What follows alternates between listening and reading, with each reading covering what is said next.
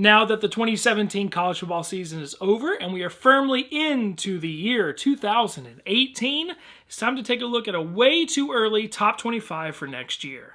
But before I dive into that, make sure that if you love college football, you hit that subscribe button down below so you never miss an upload as I talk about college football every single day. Hey lifers, Dustin here, and as I said, it's time to take a look at the top 25, my top 25, way too early for 2018.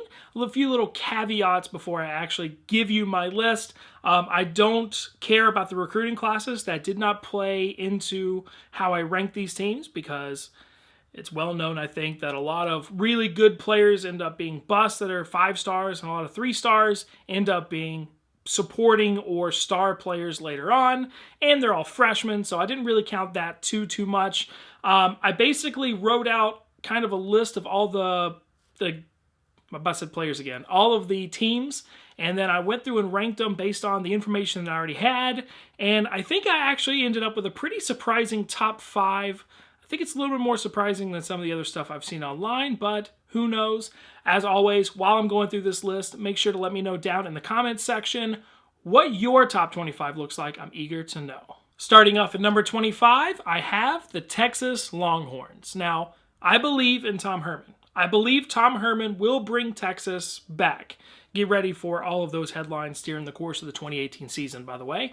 I do think it may be 2019 before he truly realizes recruiting classes and what kind of players he has, what kind of plays he needs to run, what kind of system he needs to develop there at Texas before he can fully realize it and climb to the top of the Big 12. So 2018 will be better than 2017, but it may not be exactly what Texas hopeful expect or want. The Longhorns also lost a lot of close games in 2017, and if they could have won 2 or 3 more of those, we would have looked at this 2017 team a lot differently. The key for 2018 may be, can they become a little bit scrappier of a team and win some of those close games? And of course, the conversation in Austin all summer long is going to be who will be the starting quarterback, Shane Buechele or Sam Ehlinger. And with all of the key defensive departures and players like Malik Jefferson, Holton Hill, Deshaun Elliott, will it actually be punter Michael Dixon, who is the most missed player in 2018? At number 24, I have the FAU Owls. This offense was explosive under first year with this program head coach in Lane Kiffin, and with a full, complete, total offseason under Lane Kiffin again, returning a lot of the same key playmakers they already had.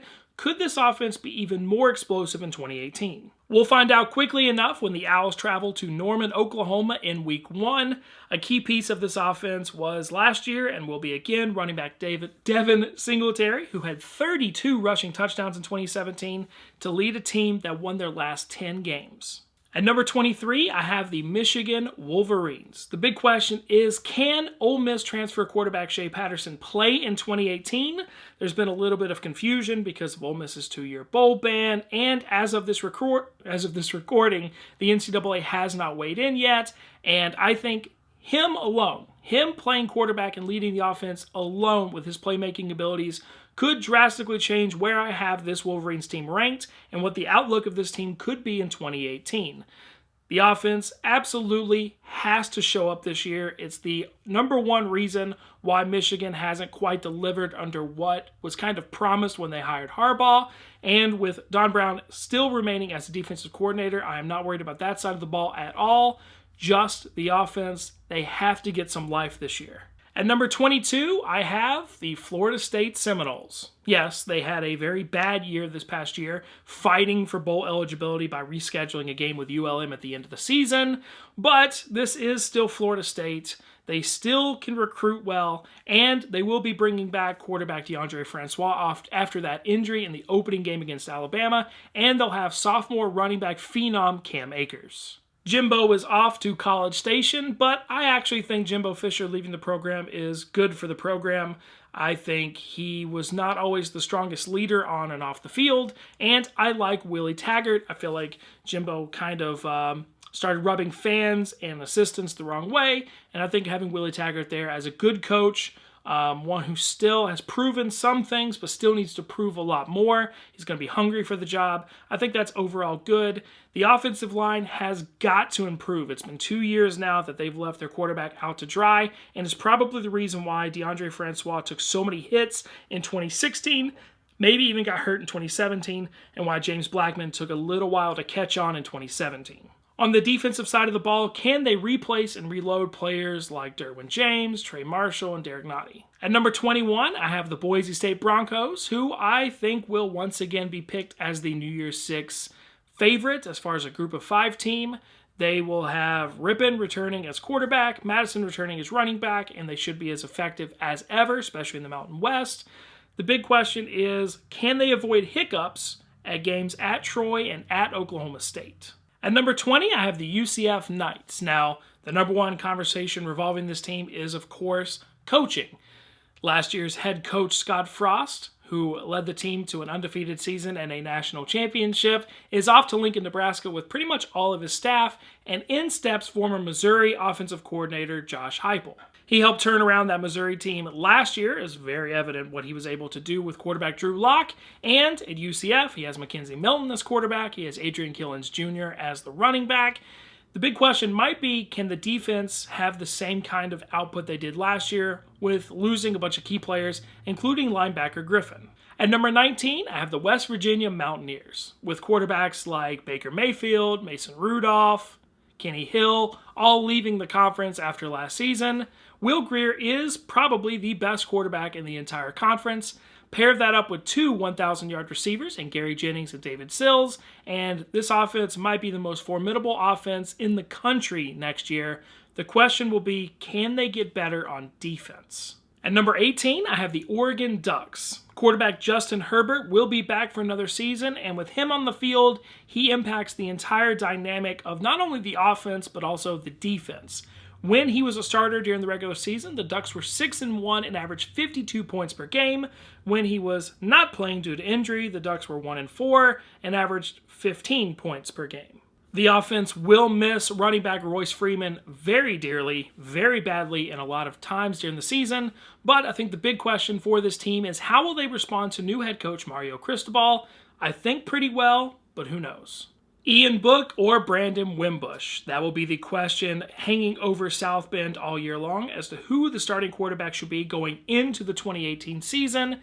And it would not surprise me if we see both of them play a lot, or one start the season and the other finish the season, as was the case this past year. The departure of running back Adams and wide receiver St. Brown is even more hindrance to an offense that will need to replace those players pretty quickly, as will the loss of defensive coordinator Mike Elko, who is off to College Station in Texas A&M, with former assistant Clark Lee taking over the job. At number 16, I have the TCU Horned Frogs. Yes, Kenny Hill and Kyle Hicks are both gone, but Gary Patterson, in my opinion, is a top 5 head coach in the entire country, and I think going into 2018, the Big 12 will probably be the most, let's say, interesting conference to watch, and I think it's perfectly right for TCU to take advantage. At number 15, I have the Washington Huskies, who returned their leader and quarterback Jake Browning, and pretty surprising, running back Myles Gaskin is back as well. On the defense, Ryan Bowman and Taylor Rapp will be back as well, but this team will miss defensive tackle Vita Vea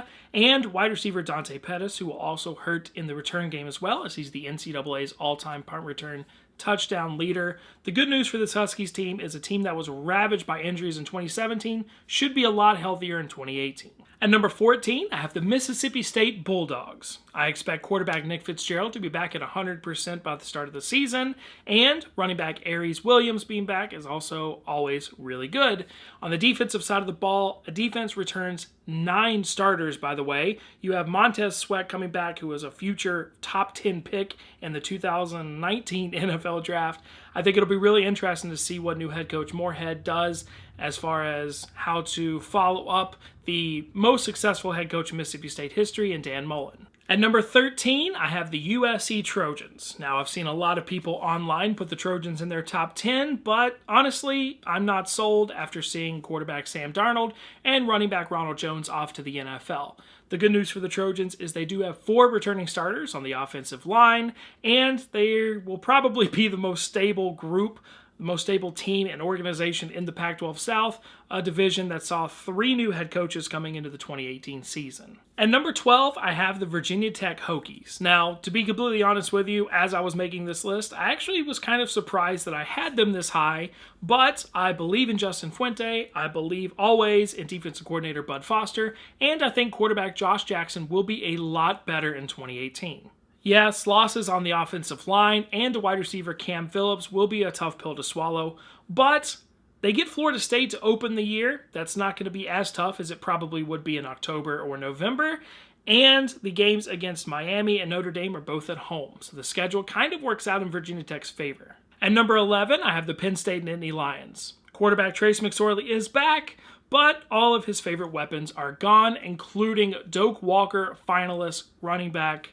that was a lot to say, Saquon Barkley, Deshaun Hamilton, and Mike Gesicki, which of course all hurts in the rushing, passing, and returning aspects of the game. But just like 2 years ago, the Ohio State game is at home. I assume it will be the whiteout game, and head coach James Franklin has this program on the verge of being a consistent 10-win team year in and year out, which means you always have a chance for a Big Ten championship. At number 10, I have the Stanford Cardinal. And the biggest shock outside of Clemson, South Carolina, running back Bryce Love and his 2,000 rushing yards from last season are returning.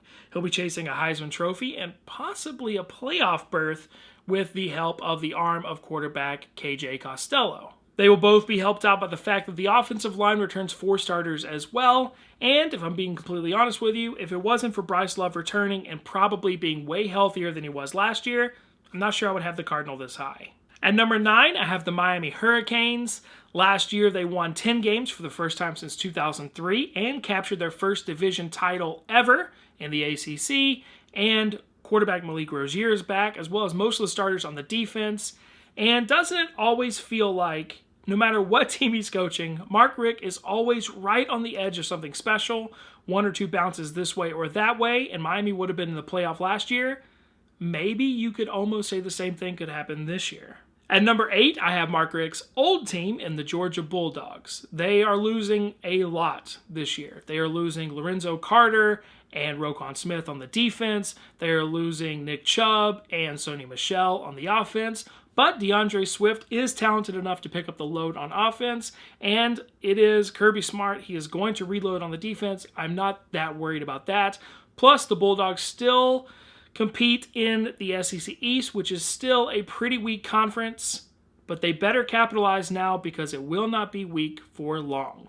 Will they be even more motivated after losing a national championship game against Alabama in overtime when they were the better team?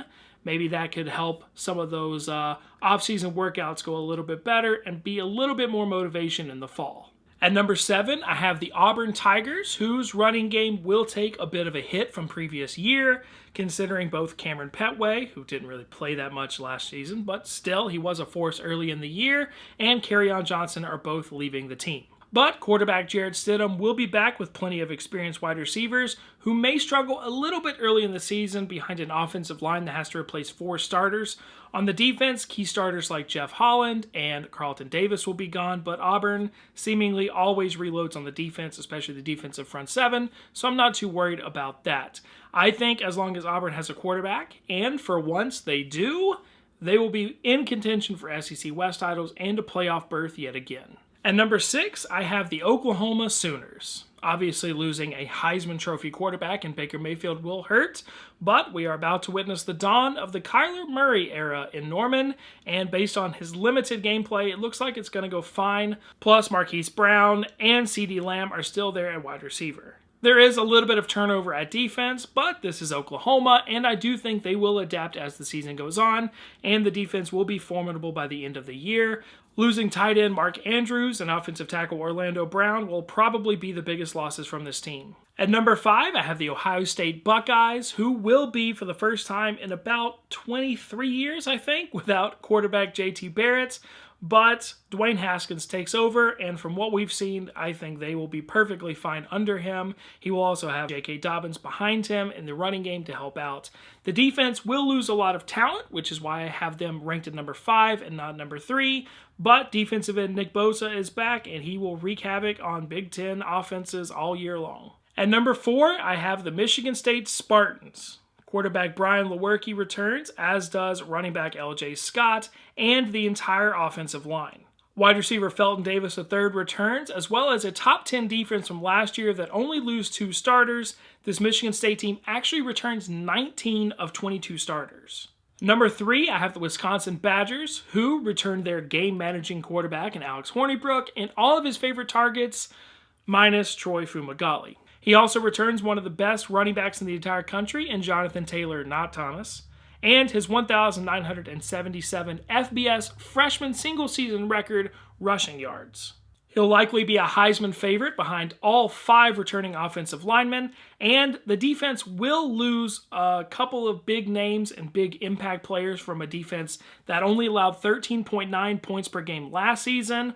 But as long as TJ Edwards is there, I think they will be fine. Wisconsin always seems to find a way to reload on that side of the ball. At number 2, I have the defending national champion Alabama Crimson Tide.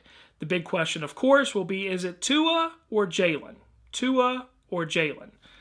We will see. I do think at this point it's Tua's job to lose, but Saban clearly did not want to switch from Hurts to Tagovailoa, and I think that's the reason why they had to find another offensive coordinator yet again this year, because the outgoing offensive coordinator did want Tua to be the quarterback earlier in the season, and Saban said no. So it may not be as clear cut as everyone makes it out to be. Returning will be running back Damian Harris, and all of the key playmakers in the national championship game seem to have all been freshmen.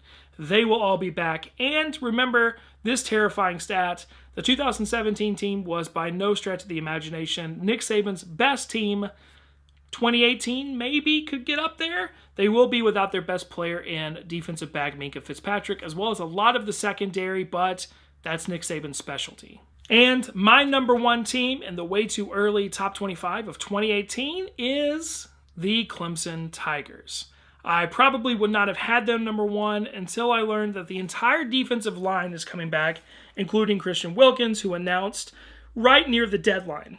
That means arguably the best defensive line in the country over the last 2 or 3 years is returning back fully intact while they're bringing up new guys to learn behind them. They will return 6 of their front 7 that were all starters. All of them will either be juniors or seniors. It's going to be crazy. They're going to have a much better running game this year, utilizing, hopefully, Travis Etienne more. They will also have Tavian Feaster back there in order to keep them both fresh and switch them in and out. Think of kind of the James Davis and CJ Spiller days. The big question, of course, will be, is it starter Kelly Bryant, who won them an ACC championship and got to the playoffs, or hotshot recruit Trevor Lawrence, who will take the helm as quarterback this year? Dabo Swinney, when Deshaun Watson came in, did not seem very willing to give the team over to a freshman, and instead started Cole Stout over a future first-round pick. But Swinney has also said that Trevor Lawrence is much more physically ready for the game coming in than Deshaun was, so who knows.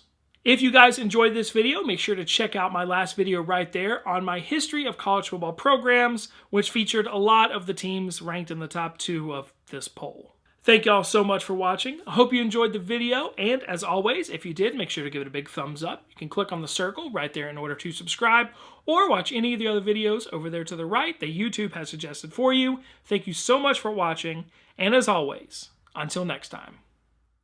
I busted players again. All of the teams, and then I went through and ranked them based on the information that I already had, and I think I actually ended up with a pretty surprising top 5.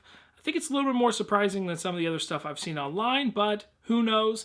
As always, while I'm going through this list, make sure to let me know down in the comments section what your top 25 looks like. I'm eager to know. Starting off at number 25, I have the Texas Longhorns. Now, I believe in Tom Herman.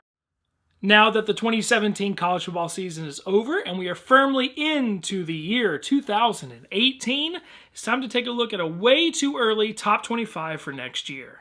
But before I dive into that, make sure that if you love college football, you hit that subscribe button down below so you never miss an upload as I talk about college football every single day. Hey Lifers, Dustin here, and as I said, it's time to take a look at the top 25, my top 25, way too early for 2018.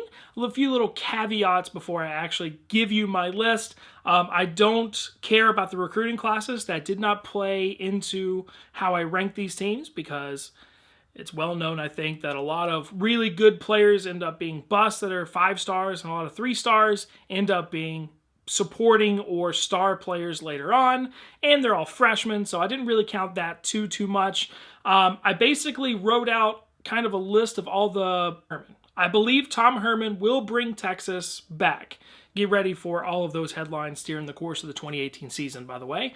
I do think it may be 2019 before he truly realizes recruiting classes and what kind of players he has, what kind of plays he needs to run, what kind of system he needs to develop there at Texas before he can fully realize it and climb to the top of the Big 12. So 2018 will be better than 2017, but it may not be exactly what Texas hopeful expect or want. The Longhorns also lost a lot of close games in 2017, and if they could have won 2 or 3 more of those, we would have looked at this 2017 team a lot differently. The key for 2018 may be, can they become a little bit scrappier of a team and win some of those close games? And of course, the conversation in Austin all summer long is going to be who will be the starting quarterback, Shane Buechele or Sam Ehlinger. And with all of the key defensive departures